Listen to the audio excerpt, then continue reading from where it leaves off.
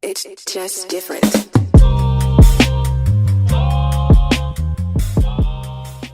Alright, so it's Sunday, the day right after the historic night that was UFC 251, UFC Fight Island. And so today, like I said, we're just going to be breaking down the fights, everything that happened. Before we get into the actual fight, some things about the facility. So it was a pretty amazing thing seeing that what the UFC put together. This was a whole speculated thing. I know they put out the promos of the cage that was outside, and I thought that's where the fighters were going to fight. I even saw that video of Max Holloway in there. But they fought inside, no big deal, still a great night of fights. So some things about the octagon. So the octagon that they were using to fight at the UFC Apex, that one's actually smaller than usual, and the one that they were using at last night on Fight Island is actually the regular size that we're used to seeing. So the distance looked a lot better. But as the fight started off, I started noticing that a lot of fighters were slipping, especially in the prelims, so which is kind of odd because there's not blood, there's not sweat or anything there on the mat to make you slip. And I know that they try to clean that up, and they're spraying the octagon down after every fight and whatnot. I don't know if it messed with any of the fighters. Fighters are conditioned to train in different types of environments, fight in different types of environments. But that's why fighters walk the cage, walk the octagon, just to not to only mentally envision what their game plan is going to be, but to also figure out what places have a little bit more of a firm foundation as opposed to other places that may have a little bit more cushion, how much that cage fence gives in case they have to put their opponent up against it. But over 8,500 tests were done. They were kind of giving us that walkthrough in the backstage, and they said that every fighter had their own locker room. It was separated. They kept the facility as clean as possible. The other thing was that they said that the prelims started at 2 a.m. and then the main card actually didn't start until daybreak. So starting off with the prelims, how many nut shots can happen in the prelims? Actually, throughout the whole card. The first prelim fight between Day and Grant was a great one. That knockout came out of nowhere. Prelims were really entertaining. The main event prelim was really entertaining with Prochaska coming off super unorthodox. Ended up getting that knockout finish. My friends and I were watching that, and we were just like, man, what is this dude doing? He's moving super weird. Whenever I saw him walk out, I didn't expect him to move like that, but they said he thinks a little bit differently, and he ended up getting the knockout win, so a win's a win. But hope to see him back in action soon. So the main card kicked off, Paige Van Zandt versus Amanda Ribas, and everything kind of went according to Ribas' plan. She used her judo, she used her Brazilian jiu-jitsu. She hip tossed Paige Van Zandt early in the first round. Kind of was a scramble. She was instantly going for submissions as soon as they hit the ground. Paige got caught in the armbar, and it was pretty much a short story after that. Like I said, Paige Van Zandt, this was a pretty important fight for her to get back on the saddle. But on the good side, she didn't take much damage, so I expect to see her again soon. Ribas, on the other hand, it was very excited. She wants another big fight. I believe she said she was even thinking about going up another division, but she said that she'd be willing to fight in either one. So hope to see her again soon. I know she has a lot to prove still, and she wants to get back in there as soon as possible. So following that fight, we had Thug Rose Namajunas against Jessica Andrade. So the first round was pretty even the first couple of minutes. Then you could see Rose kind of loosening up, getting comfortable after she warmed up a little bit. She started landing a little bit better in the first round, and Jessica Andrade came out with a crazy pace,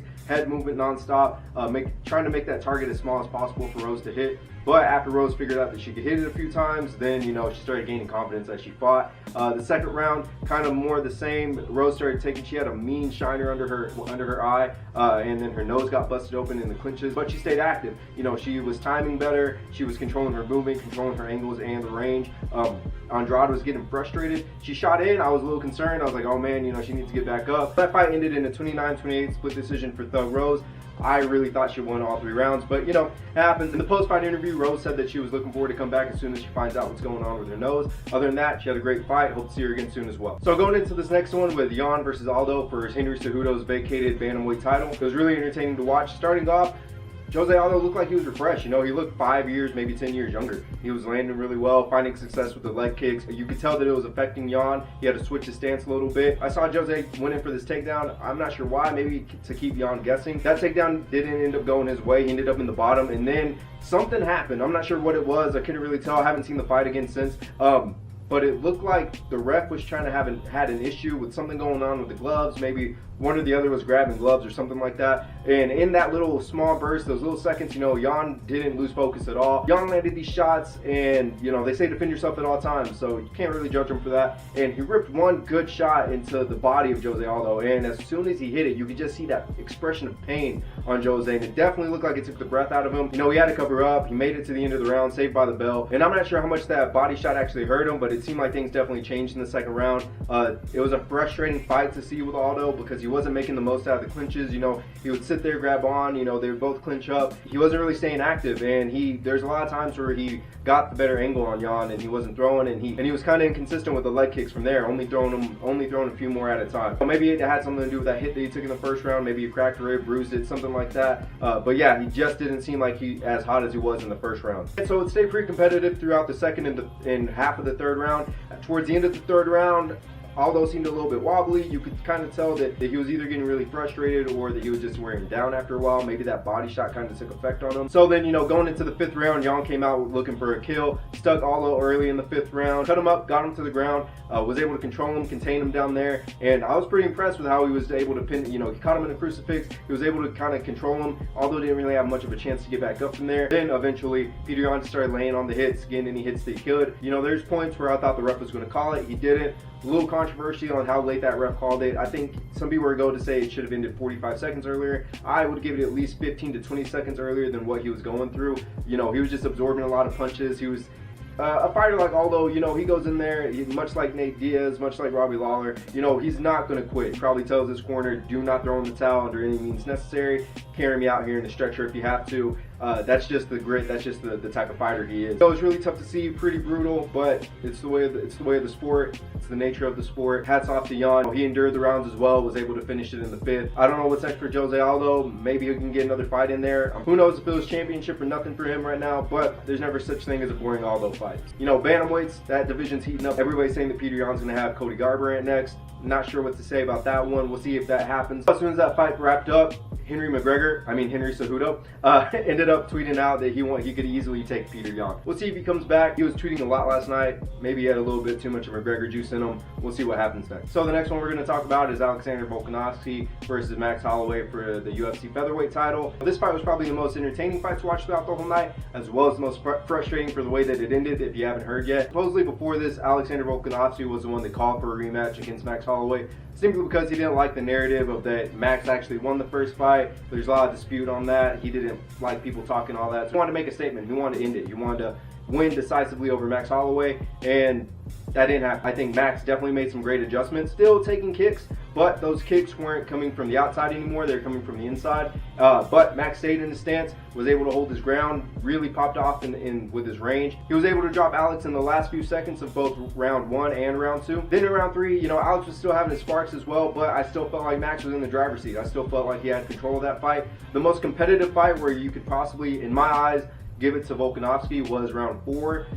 You know, by that point, he was frustrated. You could just kind of tell the sense in his demeanor. You know, after Max was able to get back up and after each time he got taken down, I'm sure that frustrated Volkanovski a little bit more, especially seeing Max throw differently than what we're used to seeing him. You know, he was throwing spinning heel kicks, he was throwing knees, he was throwing high kicks to the head. He was also throwing leg kicks back after Volkanovski would hit him with 1 or 2. So, you know, things that he wasn't doing in the first fight.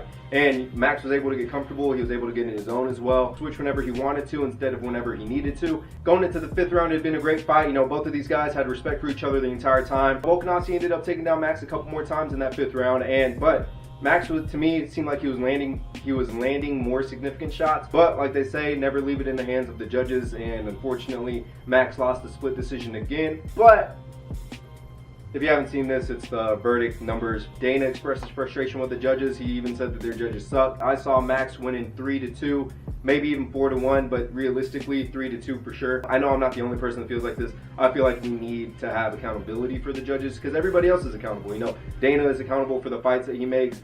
The refs are accountable for the calls that they make. The fighters are accountable for making weight, showing up to fight, and the coaches are accountable for, you know, throwing in the towel, being there and telling their fighter the best advice. The only people who aren't accountable there are the judges, and they're the ones that end up having the most power when it comes to fights like this. These razor-thin, close fight decisions. Volkanovski said that this was going to be the end of the blessed era. I don't think so. You know, Max has been a great fighter for a long time. He's been a very entertaining fighter. Now we get to follow him on his journey to get back to that championship belt. Could he debate himself or plead his case to get a 3rd fight? I believe the fans want to see it still, but, you know, as Max would say, it is what it is. Korean Zombie against Brian Ortega, that's another fight in this division that I'm looking forward to see, but we'll see how that plays out here soon enough. The main event, Jorge Masvidal versus Kamaru Usman. This fight probably wasn't what people wanted to see, but it wasn't that surprising. But I will say Masvidal came firing right out of the gate in the first round. It was easy to connect. First thing that hit was a leg kick. As soon as it hit, you could tell that Usman had that respect for him. He was throwing a little bit more to the body, and then Usman was trying to sit in there, you know, maybe turn it into another Colby Covington fight, try to trade with him, but I think he soon found out that his coaches were probably hitting the panic button when Masvidal actually won that round significantly. You know, Usman decided to start fighting his fight, took him down. Masvidal was able to get back up, was able to not only survive, but land significantly while Usman was pressuring him. I will give Masvidal credit because he was able to stuff a lot of takedowns in order before Usman was able to get any meaningful ones out of there. For someone who's helping Dustin Poirier train for Dan Hooker, he did really well at stuffing the takedowns. You know, like I said, he's not an inexperienced grappler. He has experience in that department. Maybe a couple more things could have gone better in training camp. I know there was a part, I think it was in the third round, where Jorge got away with a kind of groin shot. To me, it looked like it just kind of grazed off the top and hit him more in the stomach. But 6 days notice, you kind of got to do what you got to do to get that extra minute. You know, Jorge took advantage of that time the ref gave him. Another thing that caught me off guard was that every time that the ref was bringing him out, Usman was taking steps forward, as many steps forward as possible. You know, some of the frustrating things I saw was that Jorge was stuck in the clinch a lot, and then he would get out of it, just get frustrated, get explosive. You know, he was all smiles the whole time, and then whenever he got out of this clinch, he just stayed right back on the cage. And I don't know if that was more of a mental thing, if maybe he just didn't, maybe he was just fatigued, didn't want to circle out to get into open space. But yeah, it was super frustrating seeing him just put his back right up against the cage so that Usman shoot in again to get caught in the same position. You know, Usman's crazy clinch, stomping on the feet, definitely started to take a toll on Masvidal. He was all smiles the whole time. A couple times they were moving, and the most significant strikes of the fight from Usman probably came from those headbutts. Was able to cut Masvidal a couple times. There's some other strikes where Usman would break for a little bit, throw an elbow. It would land. Jorge would smile, act like it didn't hurt, but it did. So, you know, round 4, more of the same. Usman taking control of the clinch, pressing Masvidal against the cage. Round 5, more of the same. Masvidal was struggling to get to his feet a little bit, trying to get scrambles going and stuff like that. They knew that that's where he was going to be at, but like I said in the last video, you know, Usman did great at controlling Masvidal's explosiveness. And then Jorge Masvidal was able to get up in the last 20 seconds of the match, and Usman wanted none of it. You know, he tried to sit there and exchange and end the match like he did with Colby Covington. I didn't see that happening with Masvidal. You know, Masvidal was comfortable standing up, exchanging with Usman. You know, as frustrating as it may have been for some of us to watch, we have to understand that this is MMA, mixed martial arts, and wrestling is a legit martial art. And that's what Usman did to win the fight. You know, he fought the way he needed to in order to get the win. It may have not been the slugfest, exciting fight that we wanted to see, but it was the way that he wanted to secure his championship. On the counter side of that was that supposedly throughout this fight week, the media was kind of getting on Usman's nerves by giving Jorge Masvidal more attention. It's understandable at some points because Usman, I mean, he has a great record. You know, he's faced some great opponents, but he's not as exciting most of the time to watch as Jorge Masvidal. You said Usman was fighting another opponent on this Saturday, and Jorge Masvidal was fighting another opponent this Saturday as well, and you could only watch one. More folks are probably going to go watch the Jorge Masvidal fight. What happens next in that division? I believe it's right back on track, business as usual. Kamaru Usman fights Gilbert Burns. They get that fight knocked out of the way. Meanwhile, depending on how everything goes with this whole COVID thing, I think that you can get Leon Edwards against Jorge Masvidal. If Kamaru fights Gilbert Burns the same way he fought Jorge Masvidal, we're going to see a lot of frustration that Gilbert Burns faced when he was facing Tyron Woodley. But Gilbert Burns was able to come up with a win on that fight. So I believe he definitely deserves the next title shot over Leon Edwards. I want to see Jorge Masvidal fight Leon Edwards first, and we'll go from there. Other than that, guys, that's all I got for today. Let me know what you thought of the fights, anything you're looking forward to see, your thoughts, your opinions. And other than that, I'll catch you in the next video.